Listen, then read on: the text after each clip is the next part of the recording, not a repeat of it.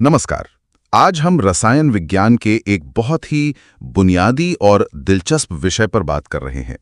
रासायनिक आबंधन और अणु अपनी खास आकृतियां कैसे बनाते हैं। जी हाँ, ये समझना कि परमाणु क्यों और कैसे जुड़ते हैं, ये पूरी रसायन शास्त्र की नींव है। बिल्कुल। हमारे पास कुछ स्रोत हैं जो इसके अलग-अलग सिद्धांतों को समझाते हैं, तो कोशिश रहेगी कि हम समझें कि परमाणु जुड़ते क्यों हैं, कैसे जुड़ते हैं और अणुओं की ये निश्चित आकृतियां कहाँ से आती हैं। हाँ, और हम देखेंगे कि कैसे अलग अलग विचार, अलग अलग मॉडल समय के साथ विकसित हुए, जैसे कॉसेल लुईस से शुरू होकर VSEPR, फिर VBT और MOT तक। और इन सब का मूल मकसद क्या है? स्थायित्व। बिल्कुल, स्थायित्व पाना, ऊर्जा कम करना, यही है आबंधन का खेल। तो कहाँ से शुरू करें? शायद कॉसेल और लुईस 1916 की बात है, ये तो काफी पुरानी। हाँ, वहीं से शुरुआत हुई एक तरह से व्यवस्थित सोच की। उन्होंने उत्कृष्ट गैसों को देखा जो किसी से क्रिया नहीं करती और पाया कि उनके बाहरी कोश में 8 इलेक्ट्रॉन होते हैं। अच्छा। तो उन्होंने अष्टक नियम दिया कि बाकी परमाणु भी ऐसा ही स्थायी विन्यास पाना चाहते हैं, अपने संयोजकता कोश में 8 इलेक्ट्रॉन। और ये कैसे करते हैं परमाणु? 2 मुख्य तरीके हैं। या तो इलेक्ट्रॉन का पूरा स्थानांतरण, जैसे सोडियम अपना इलेक्ट्रॉन क्लोरीन को दे देता है NaCl में, इसे वैद्युत संयोजी या आयोनिक आबंध कहते हैं।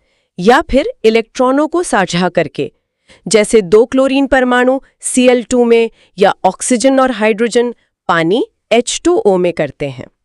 ये हुआ सहसंयोजी आबंध। और वो लुईस प्रतीक जो बिंदुओं से दिखाते हैं। हाँ, वो लुईस प्रतीक संयोजकता इलेक्ट्रॉनों को दिखाने का एक आसान तरीका है, जिससे हमें समझने में मदद मिलती है कि कैसे इलेक्ट्रॉन साझा हो रहे हैं या स्थानांतरित हो रहे हैं। अच्छा, और इसमें एक फॉर्मल आवेश की भी बात आती है? इसलिए आवेश नहीं है, पर यह हमें ये तय करने में मदद करता है कि अगर किसी अणु की एक से ज्यादा लुईस संरचना बन सकती है, तो कौन सी ज्यादा संभावित है। पर ये जो अष्टक नियम है, क्या ये हमेशा सही होता है? मतलब हर अणु इसका पालन करता है? नहीं, हमेशा नहीं। यही तो पेच है। इसके कई अपवाद हैं। जैसे कुछ यौगिकों में केंद्रीय परमाणु के पास 8 से कम इलेक्ट्रॉन होते हैं, LiCl, BeH2 या BCl3। सोचिए, बोरॉन के पास सिर्फ 6 ही होते हैं। अच्छा। कुछ अणु ऐसे होते हैं जिनमें कुल इलेक्ट्रॉनों की संख्या विषम होती है, जैसे नाइट्रोजन ऑक्साइड NO। अब इसमें अष्टक कैसे पूरा होगा? सही बात है। और फिर है प्रसारित अष्टक वाले अणु। ये तीसरे आवर्त और उसके बाद के तत्वों में होता है, जैसे फास्फोरस पेंटाक्लोराइड PCl5 या सल्फर हेक्साफ्लोराइड SF6। इनमें 8 से ज्यादा कैसे? क्योंकि इन तत्वों के पास खाली D कक्षक होते हैं जिनमें वो अतिरिक्त इलेक्ट्रॉनों को रख सकते हैं। और हाँ, अष्टक नियम अणु की आकृति या उसके स्थायित्व के बारे में कुछ नहीं बताता। तो आकृति और स्थायित्व समझने के लिए हमें और क्या देखना होगा? उसके लिए हमें आबंध प्राचल यानी बॉन्ड पैरामीटर्स को देखना होता है। प्राचल मतलब आबंध से जुड़ी मापें, जैसे आबंध लंबाई, 2 जुड़े परमाणुओं के नाभिकों के बीच की औसत दूरी। ठीक है। आबंध कोण, केंद्रीय परमाणु के आसपास जो आबंध हैं उनके बीच का कोण, यही अणु की आकृति तय करता है। फिर है आबंध एंथैल्पी, 1 मोल आबंधों को तोड़ने के लिए जरूरी ऊर्जा, ये आबंध की मजबूती का माप है। और आबंध कोटि, यानी 2 परमाणुओं के बीच कितने सहसंयोजी आबंध है, एकल, द्वि या त्रि। अच्छा, तो इनमें कोई संबंध भी है, जैसे आबंध कोटि और लंबाई में? हाँ, बिल्कुल। आमतौर पर जैसे जैसे आबंध कोटि बढ़ती है, एकल से द्वि, द्वि से त्रि, आबंध एंथैल्पी बढ़ती है, मतलब आबंध मजबूत होता है और आबंध लंबाई घटती जाती है। समझ गया। अच्छा, कभी-कभी ऐसा भी होता है कि किसी अणु को हम एक ही लुईस संरचना से ठीक नहीं दिखा सकते। सही कहा। यहीं पर अनुनाद या रेजोनेंस की अवधारणा आती है। अनुनाद? हाँ। जब किसी अणु या आयन को हम एक से ज्यादा सही लुईस संरचनाओं से दर्शा सकते हैं, तो असल अणु की संरचना उन सब का मिला जुला रूप होती है। इन अलग अलग संरचनाओं को विहित संरचनाएं कहते हैं। तो असली अणु कैसा होता है? वो इन सब का अनुनाद संकर होता है और खास बात यह है कि इस संकर की ऊर्जा किसी भी एक विहित संरचना से कम होती है, मतलब अणु ज्यादा स्थायी होता है। ओजोन O3 या कार्बोनेट आयन CO3 इसके अच्छे उदाहरण हैं। अच्छा, अब सहसंयोजी आबंधों पर वापस आते हैं। क्या इनमें इलेक्ट्रॉन हमेशा बिल्कुल बीच में रहते हैं, बराबर साझा होते हैं? जरूरी नहीं। अगर आबंध दो अलग अलग परमाणुओं के बीच बना है जिनकी इलेक्ट्रॉन खींचने की ताकत, जिसे हम विद्युत ऋणात्मकता कहते हैं, अलग अलग है, हाँ, तो जो ज्यादा विद्युत ऋणात्मक परमाणु है वो साझा किए गए इलेक्ट्रॉन युग्म को अपनी तरफ थोड़ा ज्यादा खींच लेता है। तो उससे क्या होता है? उससे आबंध ध्रुवीय सह संयोजी आबंध बन जाता है। एक सिरे पर थोड़ा ऋणावेश और दूसरे पर थोड़ा धनावेश आ जाता है, जैसे हाइड्रोजन फ्लोराइड HF में। और पूरे अणु पर इसका क्या असर पड़ता है? इससे अणु में द्विध्रुव आघूर्ण उत्पन्न हो सकता है। लेकिन अणु का कुल द्विध्रुव आघूर्ण सिर्फ आबंधों की ध्रुवीयता पर ही नहीं, बल्कि अणु की ज्यामिति यानी उसकी आकृति पर भी निर्भर करता है। अच्छा, कैसे? जैसे पानी को देखिए। ऑक्सीजन ज्यादा विद्युत ऋणात्मक है तो OH आबंध ध्रुवीय है, और क्योंकि अणु मुड़ा हुआ है, ये आबंध आघूर्ण जुड़कर एक नेट द्विध्रुव आघूर्ण देते हैं। लेकिन बेरिलियम डाइफ्लोराइड में BeF आबंध भी ध्रुवीय है, पर अणु रैखिक है सीधा, तो दोनों आबंधों के द्विध्रुव आघूर्ण एक दूसरे को रद्द कर देते हैं और कुल द्विध्रुव आघूर्ण शून्य हो जाता है। ये ज्यामिति वाली बात बड़ी दिलचस्प है। तो ये आकृतियां कैसे तय होती हैं? इसके लिए VSEPR सिद्धांत है ना? हाँ, जी हाँ, VSEPR सिद्धांत, संयोजकता कोश इलेक्ट्रॉन युग्म प्रतिकर्षण सिद्धांत। नाम थोड़ा लंबा है पर विचार सीधा है। क्या कहता है यह? ये कहता है कि किसी अणु की आकृति केंद्रीय परमाणु के संयोजकता कोश में मौजूद इलेक्ट्रॉन युग्मों, चाहे वो आबंध बना रहे हों, आबंधी युग्म, या अकेले पड़े हों, एकाकी युग्म की संख्या पर निर्भर करती है। और ये इलेक्ट्रॉन युग्म अंतरिक्ष में, मतलब त्रिविम में, इस तरह से व्यवस्थित होते हैं कि उनके बीच प्रतिकर्षण कम से कम हो। वो एक दूसरे से दूर रहना चाहते हैं। प्रतिकर्षण? हाँ, मतलब झगड़ा? हाँ, एक तरह से समझ लीजिए। और सबसे ज्यादा धक्का मुक्की होती है दो एकाकी युग्मों के बीच, उससे कम एकाकी युग्म और आबंधी युग्म के बीच, और सबसे कम दो आबंधी युग्मों के बीच। तो इसका आकृति पर क्या असर पड़ता है? इसी प्रतिकर्षण के कारण अणु की जो आदर्श ज्यामिति होनी चाहिए थी वो थोड़ी बिगड़ जाती है। जैसे मीथेन CH4 में 4 आबंधी युग्म है तो वो चतुष्फलकीय होता है, कोण 109.5 डिग्री। पर अमोनिया NH3 में 3 आबंधी और 1 एकाकी युग्म है। वो एकाकी युग्म ज्यादा जोर से धकेलता है तो आकृति पिरामिडी हो जाती है और कोण घटकर लगभग 107 डिग्री रह जाता है। और पानी में? पानी H2O में 2 आबंधी और 2 एकाकी युग्म है। यहाँ प्रतिकर्षण और ज्यादा है तो अणु मुड़ा हुआ, कोणीय या V आकार हो जाता है और कोण और घटकर करीब 104.5 डिग्री रह जाता है। अच्छा, तो VSEPR हमें आकृति बताता है इलेक्ट्रॉन युग्मों के आधार पर। लेकिन ये आबंध खुद कैसे बनते हैं? इसके लिए संयोजकता आबंध सिद्धांत VBT है। बिल्कुल, VBT यानी वैलेंस बॉन्ड थ्योरी। ये क्वांटम यांत्रिकी पर आधारित है और कहती है कि सह संयोजी आबंध तब बनता है जब दो परमाणुओं के संयोजकता कक्षक, जिनमें विपरीत चक्रण वाले इलेक्ट्रॉन हों, एक दूसरे पर अतिव्यापन करते हैं। अतिव्यापन? ओवरलैप। हाँ, ओवरलैप। ये ओवरलैप 2 तरह का हो सकता है। अगर कक्षक आमने सामने अक्ष पर अतिव्यापन करते हैं तो सिग्मा आबंध बनता है, ये मजबूत होता है। और दूसरा, अगर कक्षक अगल बगल पार्श्व अतिव्यापन करते हैं तो पाई आबंध बनता है। ये सिग्मा के मुकाबले थोड़ा कमजोर होता है।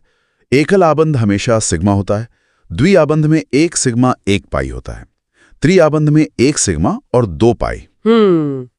लेकिन कई अणुओं की ज्यामिति, जैसे मीथेन की चतुष्फलकीय आकृति, सिर्फ सामान्य S और P कक्षकों के अतिव्यापन से नहीं समझाई जा सकती।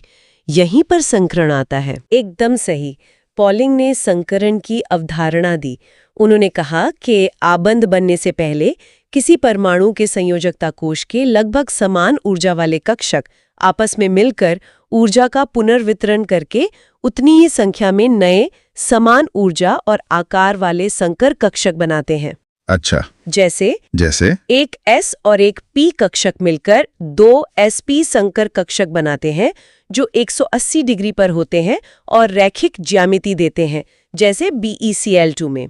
और एक S और 2 P मिलकर 3 sp2 संकर कक्षक बनाते हैं जो 120 डिग्री पर एक समतल त्रिभुज के कोनों की तरफ होते हैं, त्रिकोणीय समतलीय ज्यामिति, जैसे BeCl3 में। और मीथेन वाला? मीथेन CH4 में कार्बन का एक S और 3 P कक्षक मिलकर 4 sp3 संकर कक्षक बनाते हैं जो एक चतुष्फलक के चारों कोनों की तरफ होते हैं, कोण 109.5 डिग्री। अमोनिया और पानी में भी नाइट्रोजन और ऑक्सीजन sp3 संकरित होते हैं, पर एकाकी युग्मों के कारण आकृति बदल जाती है। और क्या डी कक्षक भी भाग ले सकते हैं? हाँ, जब केंद्रीय परमाणु तीसरे आवर्त या उससे आगे का हो, तब डी कक्षक भी संकरण में भाग ले सकते हैं, जिससे sp3d जैसे PCl5 में त्रिकोणीय द्विपिरामिडी या sp3d2 जैसे SF6 में अष्टफलकीय ज्यामितियां संभव होती हैं। तो VBT और संकरण मिलकर काफी कुछ समझा देते हैं। क्या ये काफी है या फिर कोई और सिद्धांत भी है? VBT बहुत सफल रहा है, खासकर अणुओं की आकृति समझाने में, लेकिन इसकी भी कुछ सीमाएं हैं। यहीं पर आणविक कक्षक सिद्धांत यानी मॉलिक्यूलर ऑर्बिटल थ्योरी MOT आता है। ये VBT से कैसे अलग है? VBT में हम मानते हैं कि इलेक्ट्रॉन अभी भी अपने अपने परमाणुओं के कक्षकों में है, बस अतिव्यापन हो रहा है। MOT का नजरिया थोड़ा अलग है। वो कहता है कि जब अणु बनता है तो परमाणुओं के कक्षक आपस में मिलकर पूरी तरह से नए आणविक कक्षक यानी मॉलिक्यूलर ऑर्बिटल्स MOs बनाते हैं, जो किसी एक परमाणु के नहीं बल्कि पूरे अणु के होते हैं। पूरे अणु के? हाँ, और जितने परमाणु कक्षक मिलते हैं उतनी ही आणविक कक्षक बनते हैं। इनमें से आधे आबंधन आणविक कक्षक होते हैं जिनकी ऊर्जा मिलने वाले परमाणु कक्षकों से कम होती है। ये अणु को स्थायित्व देते हैं। और बाकी आधे? बाकी आधे प्रति आबंधन आणविक कक्षक होते हैं। इनकी ऊर्जा ज्यादा होती है और ये अणु को अस्थिर करने का काम करते हैं। फिर इलेक्ट्रॉनों को ऊर्जा के बढ़ते क्रम में इन आणविक कक्षकों में भरा जाता है, हुंड के नियम और पाउली के अपवर्जन सिद्धांत का पालन करते हुए। तो इस MOT का क्या फायदा है? क्या खास बात पता चलती है इससे? MOT से हम आबंधन कोटि निकाल सकते हैं, आधा आबंधन इलेक्ट्रॉनों की संख्या प्रति आबंधन इलेक्ट्रॉनों की संख्या। ये हमें अणु के स्थायित्व और आबंध लंबाई के बारे में जानकारी देता है। अगर आबंधन कोटि 0 या ऋणात्मक है तो अणु नहीं बनेगा। और कुछ? हाँ, सबसे महत्वपूर्ण बात, MOT कुछ ऐसी चीजों की व्याख्या कर पाता है जो VBT नहीं कर सका था, जैसे ऑक्सीजन O2 अणु का अनुचुंबकीय व्यवहार। अनुचुंबकीय मतलब वो चुंबक की तरफ आकर्षित होता है। ऐसा तभी होता है जब अणु में अयुग्मित इलेक्ट्रॉन हो। VBT के अनुसार O2 में सारे इलेक्ट्रॉन युग्मित होने चाहिए थे, उसे प्रतिचुंबकीय डायामैग्नेटिक होना चाहिए था। लेकिन MOT का आणविक कक्षक आरेख दिखाता है कि O2 के प्रति आबंधन पाए कक्षकों में एक एक अयुग्मित इलेक्ट्रॉन होता है। ये MOT की बहुत बड़ी सफलता थी। वाह, ये तो वाकई दिलचस्प है।